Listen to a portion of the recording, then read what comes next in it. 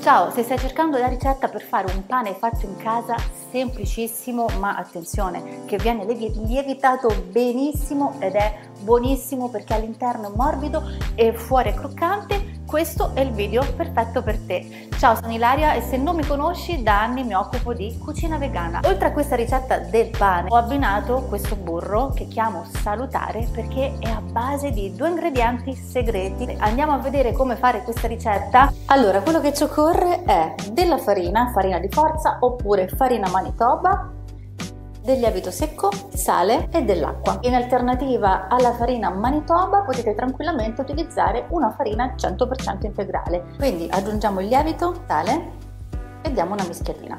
E adesso lentamente andiamo ad aggiungere l'acqua girando con il mestolo.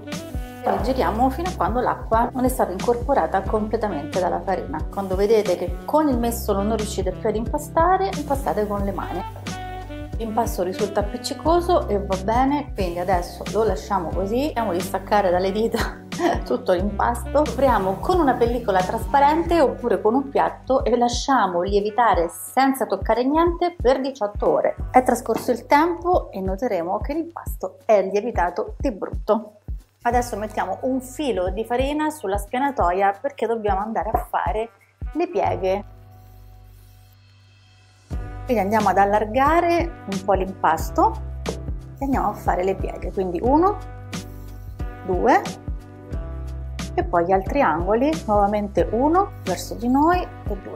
Girare, prendo un foglio di carta da forno che ho già appallottolato in questo modo e lo vado a bagnare. Lo rimettiamo all'interno della ciotola e faccio come prima, quindi una piega da quest'altra parte, 3, 4. Vado a mettere il panetto all'interno e lascio lievitare per altre 2 ore. Una volta che sono passate le 2 ore di lievitazione andiamo a fare questo passaggio. Andiamo a preriscaldare il forno a 180 gradi e ci serve una pentola, va benissimo qualsiasi tipo di pentola con il coperchio che possa entrare tranquillamente all'interno del forno. Apriamo il forno e andiamo a preriscaldare con la pentola all'interno per 30 minuti. Trascorsi 30 minuti fate attenzione a non scottarvi, togliamo il coperchio e andiamo a mettere all'interno il nostro panetto. Chiudiamo e andiamo ad infornare per 30 minuti. Trascorsi 30 minuti togliete il coperchio e cuocete per altri 10 minuti.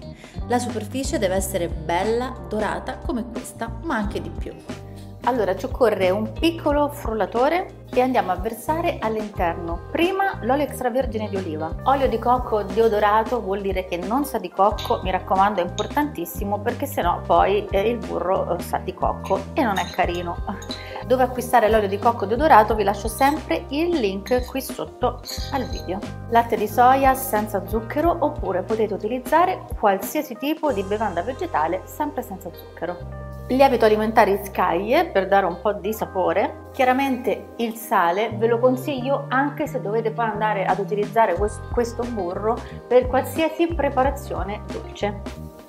Il mio ingrediente segreto, farina di mandorle. Vi consiglio vivamente di non comprare la farina di mandorle già fatta perché costa il triplo rispetto a se comprate le mandorle e ve le andate a frullare così all'interno di un frullatorino. Questo frullatorino io mi trovo benissimo, vi lascio sempre il link in descrizione.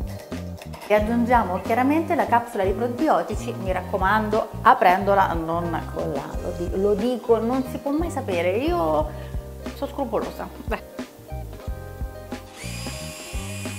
Adesso prendete il contenitore che volete, io metto all'interno un pezzettino di carta da forno, così poi sarà più facile tirarlo fuori una volta surgelato.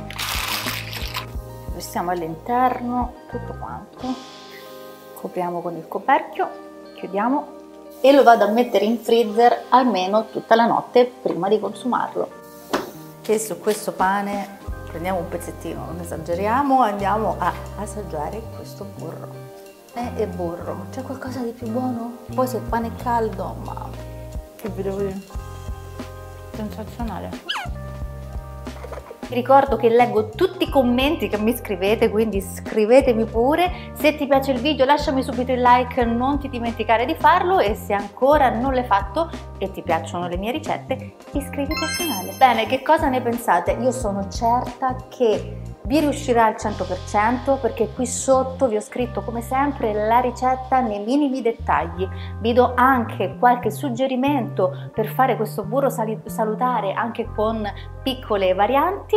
Potete fare questo pane anche con un mix senza glutine se non potete mangiarlo, oppure 100% integrale. Chiaramente in base al tipo di farina che utilizzate può leggermente variare la quantità dell'acqua, perché ogni tipo di farina assorbe l'acqua in base alla sua tipologia, quindi quando notate che l'impasto è troppo secco, chiaramente aggiungete un po' di acqua. Però se vi attenete ai tempi e alle istruzioni, che sono veramente pochissime, sono certa che vi verrà. Se vi va di mandarmi una foto del pane e del burro che avete rifatto, oppure se vi va di raccontarmi che cosa ne pensate di questa ricetta, vi leggo qua sotto, ma le foto le potete mandare nel gruppo Facebook Cuccare Ricette Creative Vegane, dove ci sono migliaia di persone appassionate di cucina come te.